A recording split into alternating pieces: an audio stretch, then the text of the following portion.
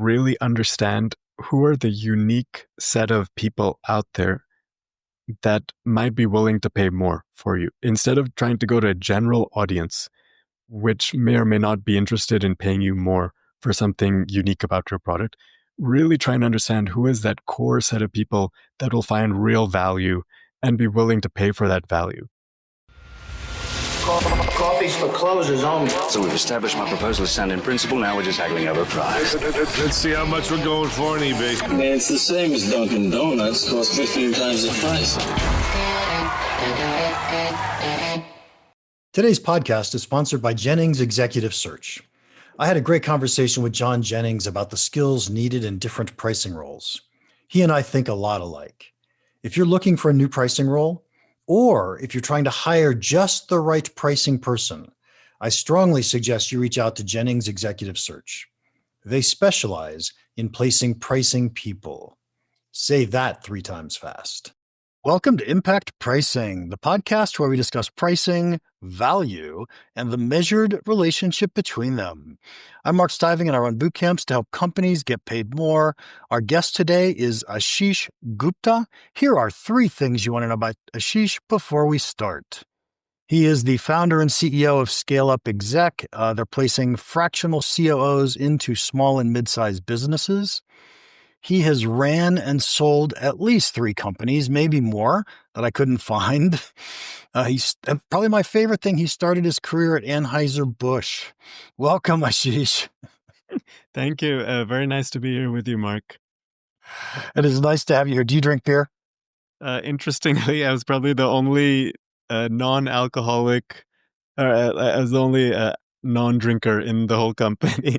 And Anheuser-Busch is kind of an interesting place where they just shower you with beer. You know, like every 2 weeks, they give you cases of beer to take home. So I had a lot of neighbors that became very good friends of mine. Yeah, way to throw a party, right? Yeah. Nice. I heard that they have kegs that you can drink anytime you want while you're working. Is that true?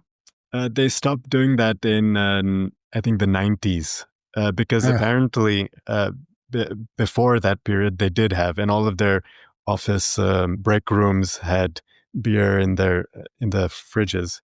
And what ended up happening is by the end of the day, especially in the factory areas, at the end of the day, outside of the main door, there'll be a row of people just sitting there on the side of the road because they had drunk a little bit too much. And I think eventually that has an impact when people driving by or seeing or whatever else. So they stopped doing that. Probably a wise decision on their part. Yeah. But interestingly, when they stopped doing that, they then introduced giving, like every couple of weeks, they'll give cases, but they also gave something very interesting. Every employee got a debit card that was topped up every quarter. And the point was, if you were at a gas station and you saw somebody buying a Heineken, or you were at a bar or a restaurant and you saw somebody buying any competitive beer, you were meant to go and approach them and say, "Hey, could I buy you a Budweiser?" And just to see if you might like it. So it enabled every employee in the company to become part of the marketing effort. So it was kind of a fascinating idea. That is absolutely brilliant. Absolutely brilliant. So nice. Hey, I always ask the question, how did you get into pricing? And I know you're not really into pricing. So let me just ask, how important do you think pricing is in all the companies that you've run? I think it's been, in different companies, it's got different levels of relevancy. So for example, the first company that I started, it was a technology company, and it was really focused around building an interesting technology that we could license and hopefully eventually get to a scale where somebody bigger than us that could take that and take it to the next level. So in that case, actually, the valuation of our company was much more relevant. And how do we build the multiples on the valuation that could be in an interesting way that's not coming from the revenue we're generating, but from the tech stack that we're building up. So in that case, pricing actually was much more relevant to how do you maximize the valuation of your business, not from revenue generation, but from tech and IP. But then in the last company that I owned, pricing became very relevant because it was an e-commerce business and it was a subscription-based business. And now when you're thinking about subscriptions versus one-time e-commerce, the type of value you have to provide in order to gain somebody's trust of having their credit card on file, that you keep on charging them again and again every month, it's a completely different ballgame. So subscription models are quite fascinating, where pricing strategies and then what you offer in return for that price that you charge somebody, and that trust that you have in their holding their credit card, it has very weighty impact. I find it interesting that you said the words holding their credit card a couple different times, which means to you that was really meaningful. It was probably very important. I usually buy from Amazon just because I don't want to give my credit card to more companies, right? They already have my credit card, so I can understand the point. But I think in the world of subscription, once we like something, we give them the credit card, right? Is that just a bigger hurdle to win a customer? How do you look at that? Exactly. It is a bigger hurdle to win a customer. There's most people, when they think of signing up for Netflix, they're not just thinking for signing up for 1 month. They know that this is going to be charged again and again. And they also, now customers realize that I'm not going to be notified necessarily when I'm going to be charged every month. So it's a given that if I'm going to sign up for Netflix, I'm actually committing to a longer term relationship. So there's a real relationship here. Subscription, I think relationship and subscription they kind of go hand in hand. So that means I have to always be getting value, and I have to have this confidence that I'm going to, like if somebody has my credit card and I've given them authorization to charge it, versus like, let's say in Amazon, I'm proactively going in and saying, yes, I want this item. Now I'm going to hit the pay button. But in a subscription model, I'm giving up my right almost to choose at the beginning. I'm saying that right now I'm making a decision for the rest of my months that I'm going to be a customer of yours. So there is a bigger hurdle. And so that's why there is a much deeper level of trust needed. Yeah, and so I don't know, maybe you're thinking the same thing, but for me, the bigger decision isn't giving them my credit card. It's knowing that it's going to be really hard to cancel when I want to cancel.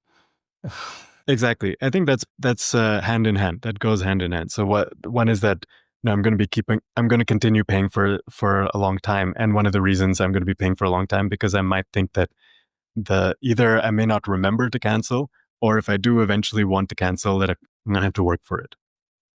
Yeah, nice. I started, this just a completely aside, but I started using PayPal to sign up for subscriptions because I can tell PayPal to stop paying somebody really easily. And so it just seems like that was the smarter way to do it.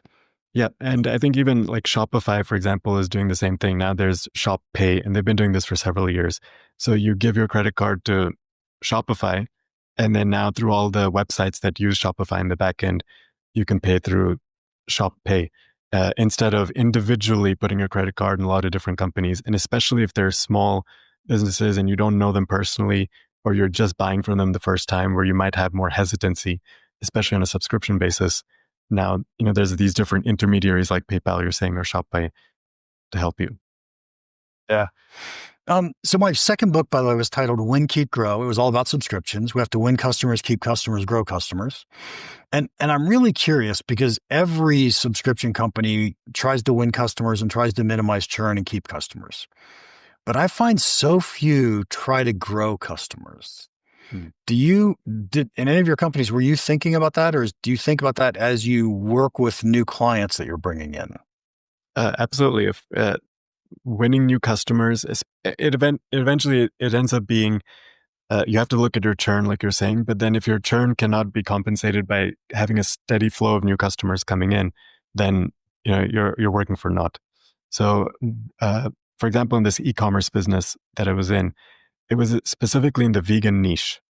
And the vegan niche is a small percentage of the US population, maybe 3-4%. And so eventually you'll get to a limit of how many customers you can have. So, but first you have to get to that limit. So we worked very hard to see how can we capture as much of that market as possible. How can we become a staple that everybody who's trying out veganism can think of or know of our company. But eventually you're going to hit some kind of saturation point where that niche is kind of tapped out. And so now it becomes about upselling and what are the different ways you can offer more and more products or services to the same set of customers. Eventually, if you try and sell the same thing again and again to the same set of customers, they're going to get bored, they're going to tire out. And even on a long-term subscription, eventually they're going to feel like this is no longer relevant for me, unless if you start offering them something new or innovative. Yeah, and so adding new value each time. And so did you track, even in the e-commerce space, do you track net revenue retention? Net revenue retention, we use different terminology, but yes, if you mean that uh, every customer that comes in, their lifetime value, we track that, and then now how much can we expand on top of that from the same customer? Is that what you're referring to? Yeah, net revenue retention is almost that. It's really, if I took last year's set of customers and I made $100, how much money this year did I make from that exact same set of customers? Oh, okay. Right. And so we have some churn and we have some growth. And did I make more overall or less overall? Yeah, definitely. We had a whole set of different metrics that we kept track of. Customer lifetime value was probably one of the key ones that really mattered to us. In a subscription, you spend a lot of money to acquire every customer. Most likely, your payback period is going to be at least 3 to 4 months, just in what you spend in marketing to acquire them. Versus, let's say it's a one-time purchase product. Typically, a company might spend maybe 30, 40% on a first purchase in terms of marketing spend in order to acquire that customer, but then you hope eventually they'll order again a second time. They may not order much more after a second or third time, but in a subscription basis, you're willing to spend many months worth of revenue on a customer. So now it becomes so important that you track how long can you keep them here, and can you keep them above that hurdle of getting your money back that you paid. Yeah. And so first off, tell me what ScaleUp Exec does. ScaleUp Exec is a fractional COO firm, specifically for small and medium-sized businesses. So that means what I realized is in some of my previous businesses, I had business advisors or coaches or board of directors. And they were very valuable in terms of the type of ideas they brought to the table. But every time I would meet them, I would just have a longer to-do list for myself. And eventually I either had not enough time to tackle all of the things they asked me to do, or maybe I wasn't that skilled in some of the things that they asked me to do.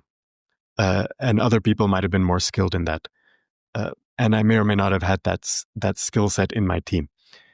So that's what I realized. A COO would actually be potentially more relevant, especially in the small, medium-sized business space, where it's somebody who can work on strategy, just like a advisor can, but then they actually roll up their sleeves and start executing on that. And they have the deep expertise to not only work on the strategy, but actually execute on it. So that's where this COO space came into my mindset. And doing it on a fractional basis is kind of interesting. All my team members, they're the type of folks that have scaled businesses from 0 to 8, 9 figures, or they've worked at C-level at large enterprises. Usually they've worked in both small startups as well as large enterprises. But for them to work in a less than 50 million a year business, it doesn't quite make sense compensation-wise relative to what they've been used to in the past. But when they work for 3 or 4 different customers at the same time, maybe for 2 hours each in a day, then now compensation can work out for them. And plus, it's really fascinating for them. There's like when you work in a smaller, medium-sized business, the type of impact you can have in the type of speed that you can do it in is a different order of magnitude versus in a large business. So it's really exciting for them. They can see tremendous impact very quickly. And then it's a win-win for the small, medium-sized business because they're getting access to the type of talent that typically they would not have had the ability to have on their team. Nice. That was a fabulous explanation, by the way. I do a lot of advising, and I don't want to do the work. I get it, but I get the idea that says when I leave, they have way more things to do. Yeah, right. Exactly. And but I do enjoy seeing a whole bunch of different opportunities and watching things move fast, and so the whole small and mid-sized business is a lot of fun. Yeah. I enjoy it immensely. So when I read some of your content, you essentially emphasize 3 different areas. And the area that resonates with me the most, of course, is revenue growth. And so what are some tricks, techniques, tips that a COO that's going to fall in? And by the way, usually when I think of a COO, I don't think of revenue growth. Mm-hmm. So I was interested in hearing what you think of when you think of how's a COO going to help us with revenue growth? Yeah. So I think firstly, a CEO is a bit of a different role versus let's say a CFO. A CFO has to be really good in finance, maybe in accounting, but they don't have to be that skilled in sales, marketing, in tech, HR, culture building, all these kind of things. And same with a CMO, Chief Marketing Officer, has to be really good in marketing, maybe sales, but not necessarily HR and IT and whatever else. But a COO, especially when you're playing in this kind of space, small, medium-sized business space, they have to actually be good at everything. They have to be good at sales and marketing and HR and building organizations, product market fit, go-to-market strategy. They have to be good at everything. Uh, if you're a CEO of a 100 million plus business, then maybe your focus might be much more niche down. But in these smaller businesses, you have to actually have led all of these different departments in your past in order to be a good CEO, is at least what I've observed.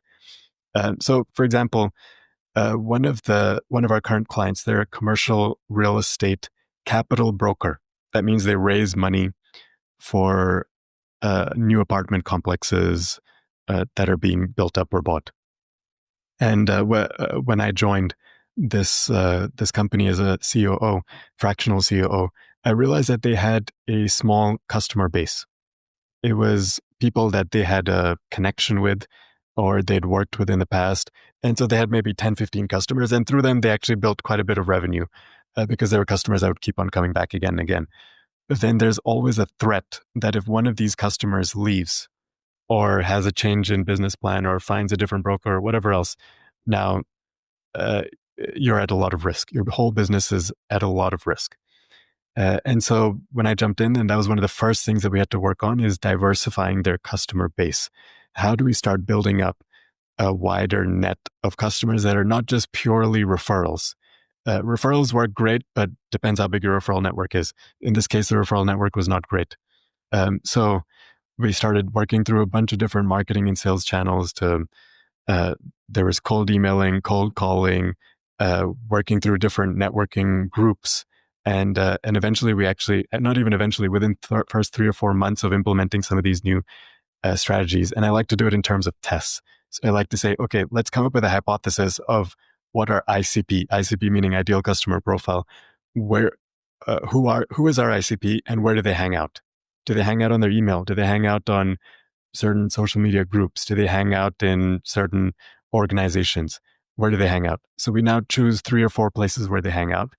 And then now we try and do some tests to see, can we reach out to them in those places they hang out? So one of them we thought was an email. Many of the people are a bit more traditional. They hang out on their phone, they hang out on email. So we launched a few tests around cold email campaigns, cold phone calling campaigns, and we did a few iterations of them and actually started seeing quite a bit of success. Once we started seeing some success, then we doubled down. We in the other areas that we tested out, we threw them away. We stopped working on them, and we just doubled down on 1 or 2 channels that seemed to be showing some interesting success. We refined them further and then expanded them out. And now this client of mine has a really interesting pipeline, and they're growing exponentially. Nice. It's a fabulous story. Tell me, a lot of times when I get in, let me take a step back. Oftentimes I'm brought in by a private equity firm who just bought a small and mid-sized business. And part of their acquisition thesis was they didn't price it well enough. And so they've underpriced. And I see so many of these companies that just haven't set prices at anywhere near the level of the value they deliver to their customers. Do you see the same thing? And what's going on? Yeah, absolutely. Actually, interestingly, the same customer, the same capital broker, they're charging somewhat industry standard or slightly below industry standard rates. And the way that they charge, they get a percentage of every deal that they raise money on. So if they raise $10 million to buy an apartment unit, they'll get 1% or 0.9% of that as their fee. And it's a success-based fee. So they get paid nothing if it doesn't work out. But there were a couple of things that we realized. One is that the type of service that they were offering, which meant the amount of labor hours and the amount of team members needed to fulfill that service, was much more than what any other broker that I've heard of was doing, and even that they've heard of was doing. So they were actually spending a lot more money in terms of time and effort and people resources in order to service, but they were charging about industry standard terms. And then secondly, many of these deals were dying that they were working on, not because of them. It was dying because the customer was having a different strategic decision, or they wanted no longer to pursue that deal or whatever else. And so this team would work on a whole bunch of different, they put in a whole bunch of effort, and eventually they get nothing out of it because the customer decides to take a different path. And so we instituted two different things. One is that for every deal, and of course you have to convince and pitch your customer that to get them to buy into this, but one is that every deal has different kind of breakup fees. So that, let's say the deal gets killed, not because of our effort, but because of a different strategic direction that the client wants to go in, then we don't get we don't walk away with nothing after all of that time put in. And then the second is we try to define who can really take value from this extra service that we provide.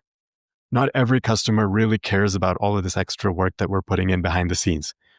But there are most likely some people that we think will care and would potentially be okay to pay us more for this extra service that we're providing. And so we actually did a whole bunch of research. We eventually figured out that most likely developers who are working on their first or second deal ever, or they're working on a property type that they've never worked on before, so they have less experience generally, and they want a partner like us to come in that actually has a lot of knowledge and can help guide them and walk them through this whole process that they may not be that familiar with. Those people would potentially be more willing to pay higher fees than what somebody who's done already 30 apartment complexes and they're just on a roll. And so now we started turning over a lot of our marketing channels and sales channels and efforts to try and target these people who are either shifting to new property classes or are early on in their whole life cycle of a business. And it turns out that our hypothesis was correct. They were very willing to pay much higher fees than industry standard. And they were actually very grateful for having this kind of service. And so that's also helped. I'd be interested. Was there a technique that you used to communicate the fact that you had more value? Because I could see it being, oh, you don't want the guys who do all the business. You want us because we help people who don't know what they're doing. Yeah. Now you have to think through your whole branding strategy. So we actually went back and looked through what is the voice that we're using and what are the key messages that we're conveying. And we boiled it down to 2 or 3 key messages that really conveyed this extra value proposition that we're bringing to the table. And then now we made sure that every place that a customer or prospective customer could touch, whether it's our website, whether it's on our phone call scripts, whether it's our email scripts, whether it's if they were to call into us and somebody was to pick up, or whether if it's a referral even that came through, that our referral partners should know our 2 or 3 key points. So it's important to have just very few number of points that are easy to remember, that can easily be dispersed out through every mode of communication that we have, whether that's electronic modes of communication or even people. And then that becomes a bit easier to now scale out once you've got these very few messages. Absolutely love that. Do you happen to remember any, and are you allowed to share them? Yeah. So one of them is we actually use this term, we're like a off-balance CFO, off-balance sheet CFO, which means that we're not just a broker, but we're like an in-house CFO that actually can, and when people think of a CFO, they're already thinking of strategy. This person is going to help me with strategy. They're going to be like somebody in my team, in-house in my team, rather than just an external broker that's going to be like a contractor doing some work for me. So this, where your off-balance sheet CFO was one of those key terms. And so that's something that we ended up dispersing through a lot of our communication channels. Oh, that's awesome. Absolutely love it. So before we actually hit the record button, you also told me a story of how you got vendors to give you product for free. Could you share that story with our listeners? And then I want to make a point about it because I thought it was a fabulous story. Yeah. So this is with an e-commerce retailer that I was running. This retailer was focused on the beauty and food space. And this is a subscription business as well. And so in this case, originally, before I got into this business, I had acquired it. Originally, this business was like a typical retailer where you've got a set of customers, you're providing them these products, and you're buying those products at wholesale from a bunch of different vendors.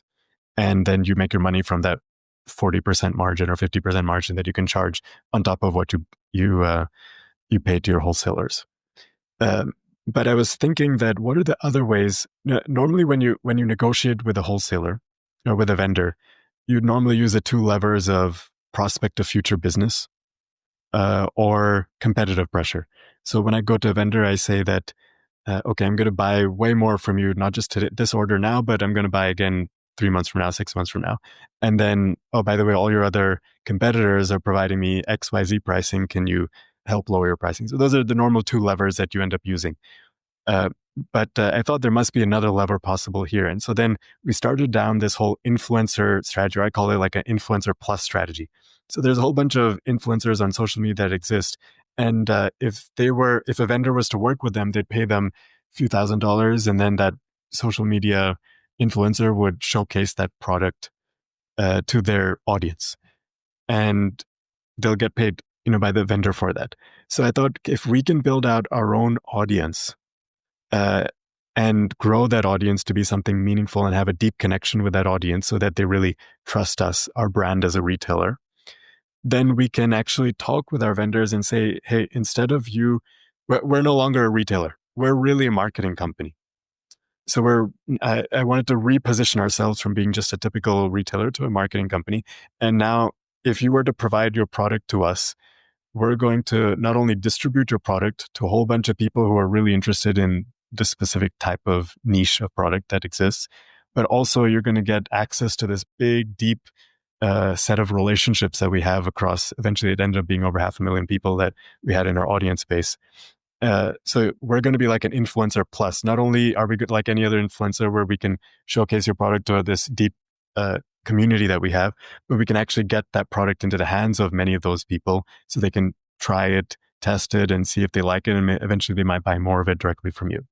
So we became this influencer plus kind of model, and that allowed us actually to go from paying wholesale price to paying pretty much zero for most of our products. And then we were actually able to go to our customers and change what we charge to our customers, because now we were able to include many more products in each of our monthly boxes that we would ship to them. And so they were getting more value for it. And so we could charge them more because they were getting more product. So it ended up being an amazing improvement on our margins. And it was bringing a lot of interesting benefit to our vendors as well, beyond just another sale. And what I absolutely love about that story is that you turned a vendor into the fact that you were actually selling to them, right? You're providing value back to the vendor. And so then you get paid for it, and you got paid for it in product in this case instead of dollars, but that's pretty fabulous. I love that story. Yeah. Love it. Ashish, we're running out of time, but I got to have to ask you the final question. And this one may make you uncomfortable. I don't know. We'll find out. What is one piece of pricing advice you would give our listeners that you think could have a big impact on their business? I think one is to really understand who are the unique set of people out there that might be willing to pay more for you. Instead of trying to go to a general audience, which may or may not be interested in paying you more for something unique about your product, really try and understand who is that core set of people that will find real value and be willing to pay for that value. If you can understand who that ICP is, ideal customer profile, then you can now work backwards into your whole marketing channels, your whole sales channels, and then your whole pricing strategy, and be able to connect with the right set of people who are actually willing to pay. I think that answer is fabulous. I often tell my clients, say, look, you don't have to stop doing what you're doing. Just go find the one segment who's willing to pay you the most and start serving them. Build a product for them, market to them, charge them higher prices. So I love that. Great advice. Great advice. Ashish, if anybody wants to contact you, how can they do that? You can go to my website, ScaleUp, or my company's website, scaleupexec.com, and there you can actually book directly time with me to speak. I'm always open, even if you're not necessarily interested in having somebody help join your team. But if you just want to bounce some ideas off, I feel like once you've learned something in life, it's important to share it. So I'm happy to be a point of reference for anybody that needs some real world advice. Excellent. Thank you very much. And to our listeners, thank you for your time. If you enjoyed this, would you please leave us a rating and a review? And we had a review from Garrick. He said, solid, pragmatic pricing advice in every installment. Mark's a comfortable and poignant interviewer, able to go deep. Thank you, Garrick. The check is in the mail. And finally, if you have any questions or comments about the podcast, or if your company wants to get paid more for the value you deliver, email me, mark@impactpricing.com. Now, go make an impact. Thanks again to Jennings Executive Search for sponsoring our podcast.